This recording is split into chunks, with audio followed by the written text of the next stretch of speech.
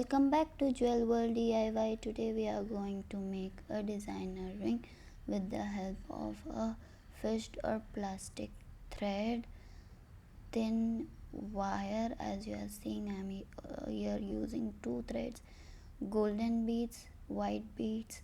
Here I am using dark golden beads also, and fancy beads, and 4 jump rings, small size, and 1 medium size jump ring.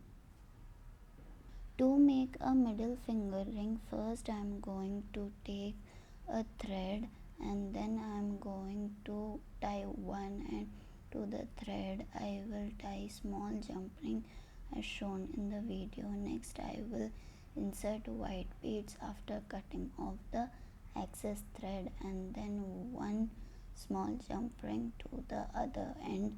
I will then take one more piece of thread and tie one end of the thread to the jump ring as shown in the video, and then insert golden beads, then tie the second end of the second thread with the jump ring.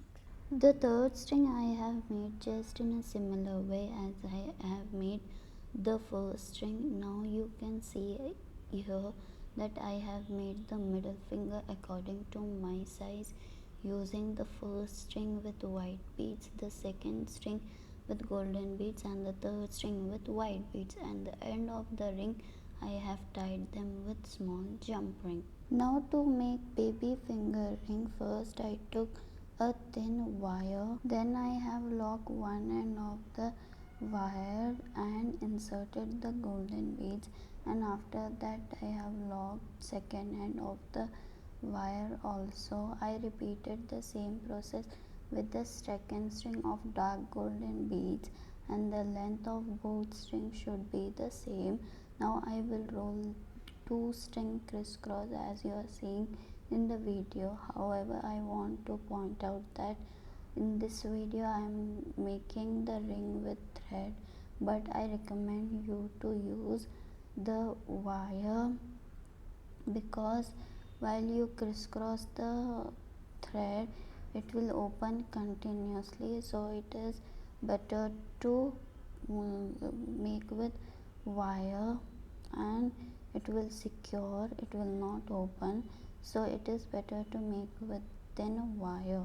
After crisscrossing both strings, I secure one side end of string with the small size jump ring, and I did same with other side end of both string as you can see in the video. Then I slightly opened one side jump ring and inserted the other side jump ring to the first side jump ring. I have secured it with each other.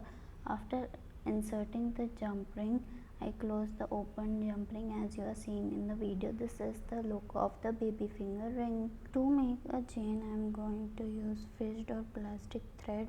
I have already made the first chain. Now I am going to take a fresh thread and tie one end of the fished or plastic thread to the same jump ring in which I have tied the first chain. For the second string, I will first insert 5 white beads and then a fancy bead. I will repeat this step 7 times. Then I will tie the second end of the fished or plastic thread to the same jump ring in which I have tied the first chain. So the first string I have made in a little different way, where we have to insert 5 white beads in the second bead. I have inserted 10 beads and a fancy bead for the first string. The step I have repeated in the first string is 3 times. Now in a similar way I have to make the third string as I have made the first string, but the steps I have repeated in the third string is 4 times. Note that every string should be a little longer than its previous string. So this is our all elements. Our all elements are ready to now assemble to make a designer ring. First I am going to join the chain and middle finger ring. exactly in the middle of the ring. For that I will open one end of jump ring of the ring and insert the second end of the jump ring to the first end of the jump ring, as you can see in the video. Then I will close the open jump ring tightly. After closing, wear the ring on your finger and see the exact middle part of the ring to insert the chain exactly in the middle of the ring.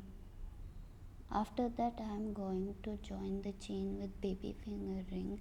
First wear it and join the chain in the downside, as you can see in the video. So this is the look after joining all the elements. If you want, you can attach this flower. If you don't want, you can wear it like this also. The flower making video link is in the description box. While checking the size of your ring, the beads will always slip down. At that time you should tie the last bead with thread as shown in the video, so that beads will not fall down and you can easily check the size.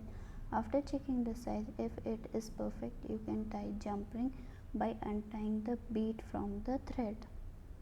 It is always better to check the size of your finger after inserting the beads, because beads occupy space, so it's better to check the size after inserting the beads. If you do that, the size will be more accurate.